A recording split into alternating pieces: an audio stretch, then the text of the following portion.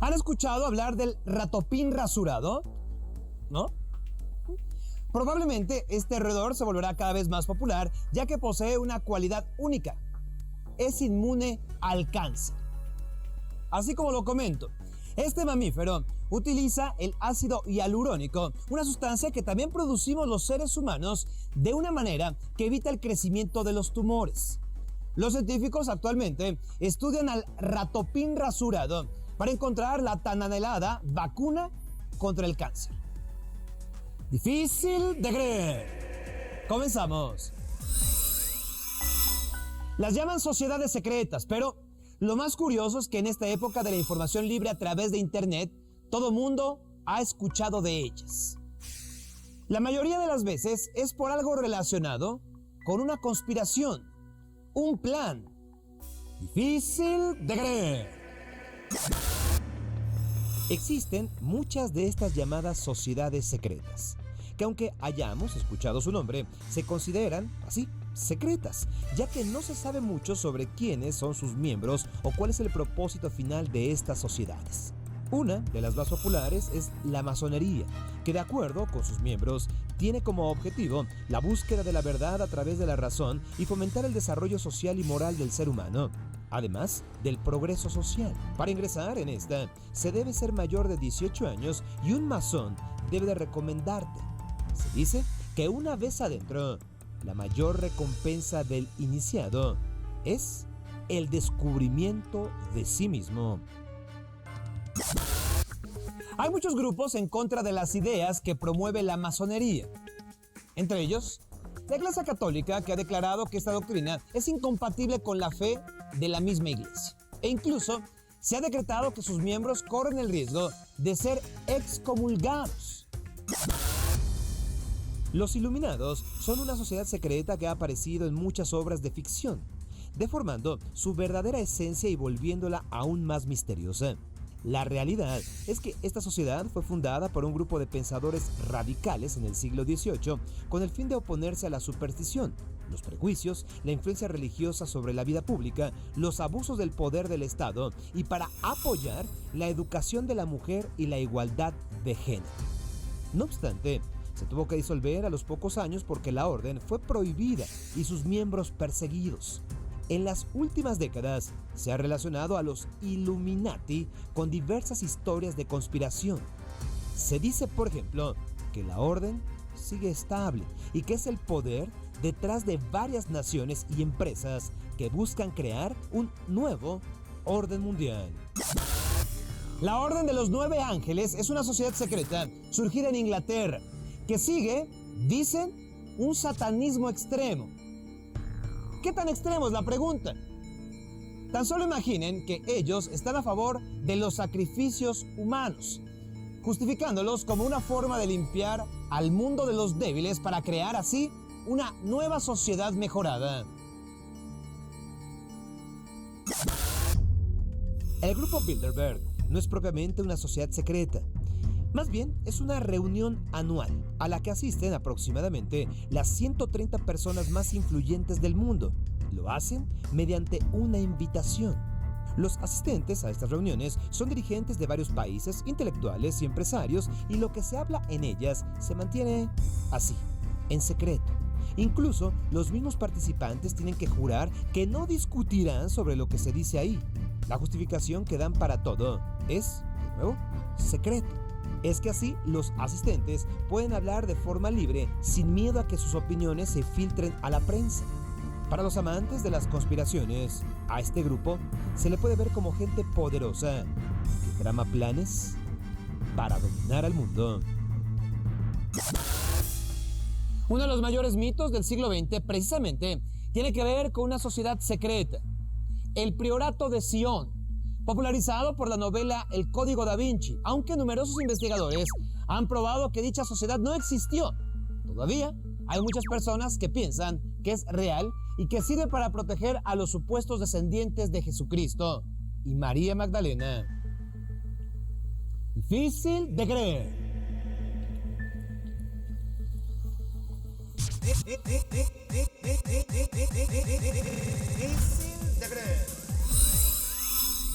En sus costas se desarrollaron algunos de los imperios más importantes de la antigüedad: romanos, egipcios, griegos y persas, así como tres de las religiones más importantes actualmente: cristianismo, judaísmo e islam. Estoy hablando del mar Mediterráneo, el mar en medio de las tierras, donde se han entretejido durante miles de años historias que transformaron nuestro mundo. Conozcamos más sobre el Mediterráneo. Difícil de creer.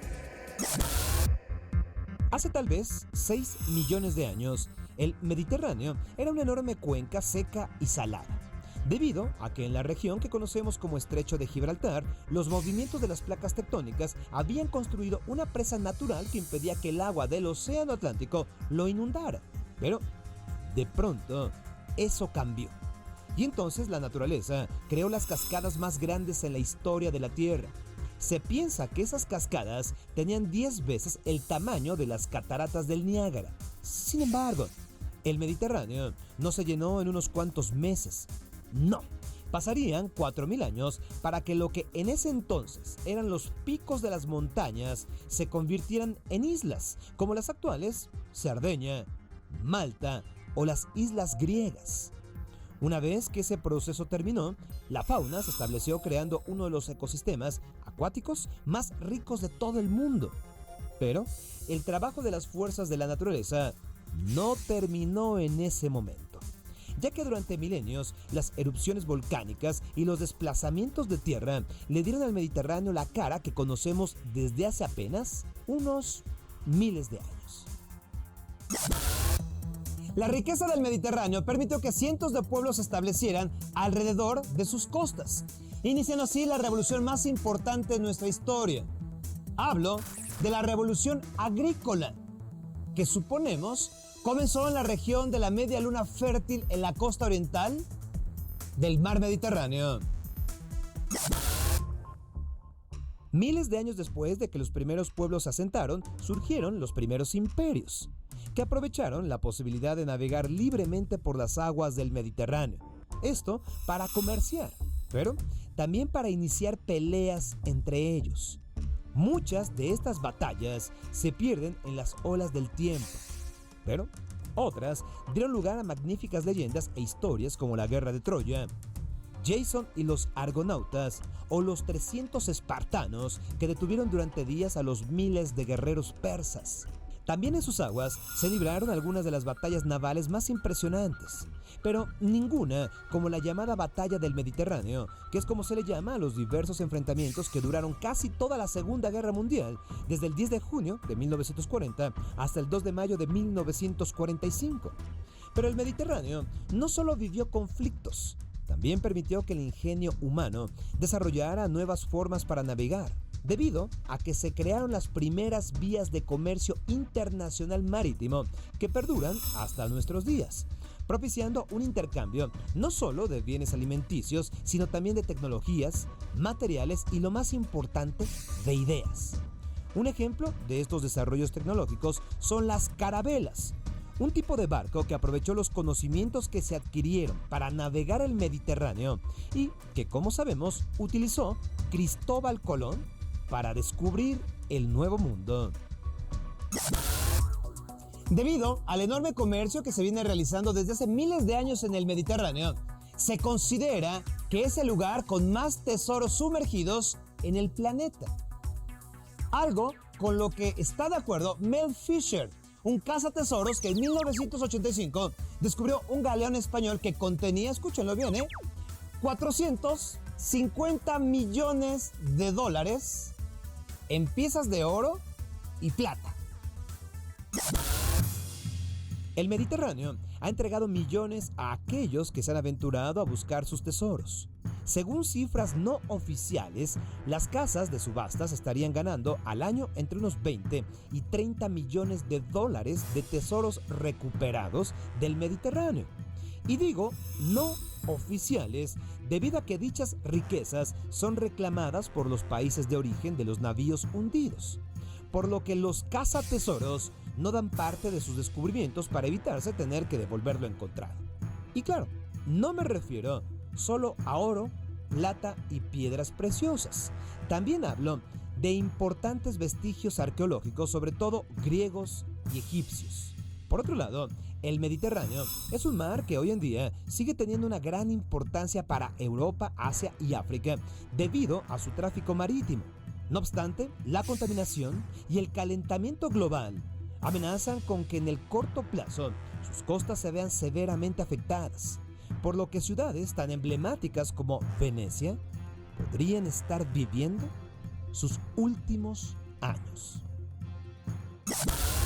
En unos cuantos millones de años, las placas tectónicas de África chocarán contra las de Eurasia, provocando que el Mediterráneo se levante y en lugar de un mar exista una cordillera montañosa del tamaño de los montes Himalaya. Ver eso para las generaciones futuras será difícil de creer.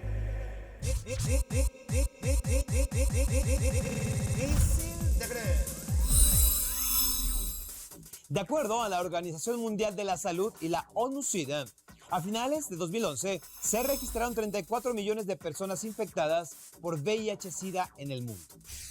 En este año, 2,5 millones más la contrajeron y 1 millón murió por causas relacionadas al padecimiento, por lo que hallar una vacuna y lograr tratamientos más eficientes sigue siendo una tarea urgente. Conozcamos los avances más difíciles de creer sobre esta letal enfermedad. En torno a esta patología hay hechos sorprendentes. Uno de ellos es que, de acuerdo a ONU-SIDA, un bebé de Estados Unidos que nació en 2010 con el VIH y que fue tratado con antirretrovirales durante sus 30 primeras horas de vida, además de un tratamiento aplicado a lo largo de 18 meses, pudo ser curado. Pero el organismo aclara que son necesarios más estudios para comprobar si este logro se puede repetir. Aún así, esto es un hecho alentador, sobre todo por la alta incidencia de niños afectados con el virus. Basta decir que en 2011, 330,000 chicos lo adquirieron. En cuanto a su origen, y tras décadas, aún hay muchas teorías. Una dice que el VIH proviene del SIV, un virus similar que se produce en simios. Otra señala que surgió por el contacto con la sangre del mono o por comer carne del animal infectada con SIV. Al ingresar en el organismo humano, se produjo entonces una mutación y como la composición genética de monos y personas es similar, pudo haberse dado una evolución del virus hasta convertirse en VIH. Otra teoría afirma que se dio a raíz de la experimentación en África con una vacuna contra la poliomielitis llamada CHAT, elaborada con células del riñón de los primates, y algunos podían haber estado infectados con SIV. Algo inusitado ocurre en Kenia, donde hay prostitutas que, aunque tienen una vida sexual muy activa, no han contraído el virus letal. Una de ellas se ha mantenido sana a pesar de haberse prostituido por décadas. Se piensa que ella tiene inmunidad ante el VIH. En los tratamientos también hay avances. Aunque no existe una cura para la enfermedad, los medicamentos antivirales favorecen una mejor calidad de vida en los pacientes con VIH. Aún así, se sigue buscando crear medicamentos más eficaces con base en nuevos hallazgos sobre cómo se comporta el virus responsable. Tal es el caso de un descubrimiento hecho por científicos españoles al descifrar cómo el VIH penetra las células del sistema inmunológico que propagan el virus dentro del organismo. Con base en lo anterior, podrían crearse nuevos fármacos capaces de bloquear estas moléculas y así evitar la rápida propagación de la infección. Desde los años 80, cuando comenzó la epidemia, las personas con SIDA vivían solo unos cuantos años. Ahora, los sujetos infectados y que son tratados médicamente viven más y su salud ha mejorado de manera considerable. Estas pastillas evitan que el virus se siga reproduciendo en el cuerpo, por lo que deja de dañar al sistema inmunitario, pero no elimina el VIH. Otro problema es que por cada individuo que empieza el tratamiento, hay 2 nuevas infecciones. Sin embargo, cada vez más pacientes son atendidos con medicamentos antirretrovíricos. En África han aumentado las personas beneficiadas de 1 millón en 2005 a 7,5 millones en 2012. Las muertes por causas relacionadas con el SIDA también están disminuyendo, al igual que las nuevas infecciones. Uno de los mayores retos frente al VIH-Sida es encontrar una vacuna que prevenga su transmisión. En la actualidad, los investigadores en el planeta trabajan con más de 30 posibles vacunas. En el Hospital Universitario de Aarhus, Dinamarca, se llevan a cabo ensayos clínicos para lograr extraer el virus del ADN humano y así lograr que el sistema inmunológico lo destruya. No obstante, el reto aquí es lograr que el sistema inmunológico del paciente reconozca el virus y lo elimine.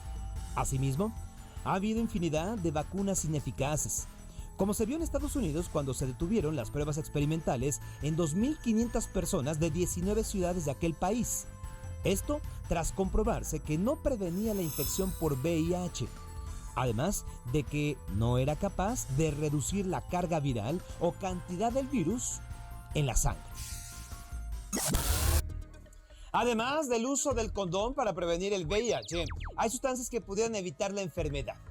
Según investigadores en Minnesota, Estados Unidos, un ingrediente llamado glicerol monolaurato, contenido en los helados y en la leche materna, podría ser utilizado para combatir la infección en seres humanos. Difícil de creer.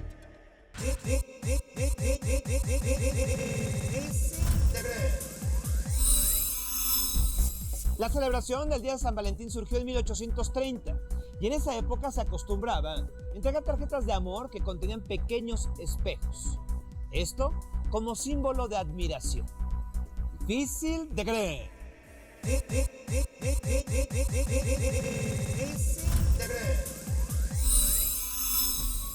Su nombre era Adolfo de Jesús Constanzo, pero sería más conocido como el narcosatánico, una de las figuras más terribles y sanguinarias de la historia de nuestro país. De ser un traficante común, se convirtió en el líder de una secta satánica. Hablemos de su historia, de sus crímenes. Difíciles de creer. El 9 de abril de 1989, la policía de Matamoros, Tamaulipas, al norte de nuestro país, detuvo una camioneta que era manejada con actitud sospechosa. Su conductor era un hombre llamado David Serna. Cargaba una pistola y algunos restos de estupefacientes entre sus ropas. Cuando fue interrogado, Serna afirmó pertenecer a una secta interesada en la magia negra, la cual se reunía en un rancho llamado Santa Elena para efectuar sus rituales. La policía entró al rancho y los descubrimientos los dejaron completamente helados. Parecían haber sido sacados de películas de terror, pero todo, absolutamente todo, era real. Alrededor de la propiedad había una fosa común con restos humanos, 12 cadáveres descuartizados a los que les habían amputado extremidades y extirpado el cerebro y el corazón. En el rancho fueron detenidos varios individuos que confesaron haber asesinado a varias personas por órdenes de un hombre al que llamaban el Padrino. Su nombre, Adolfo de Jesús Constanzo. Adolfo de Jesús Constanzo era hijo de un estadounidense y una cubana. Desde pequeño fue iniciado en la práctica de la santería.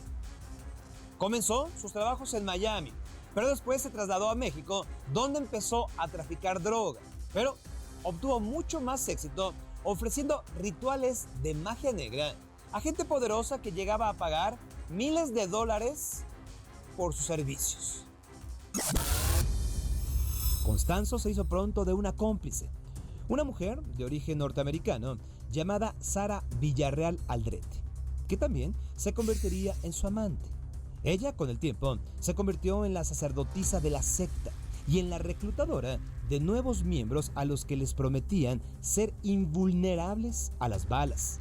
Para ello, tenían que confeccionar una ganga, una mezcla de sangre humana y vísceras de víctimas torturadas que les darían este supuesto poder. Esto explicaría los cadáveres encontrados en el rancho.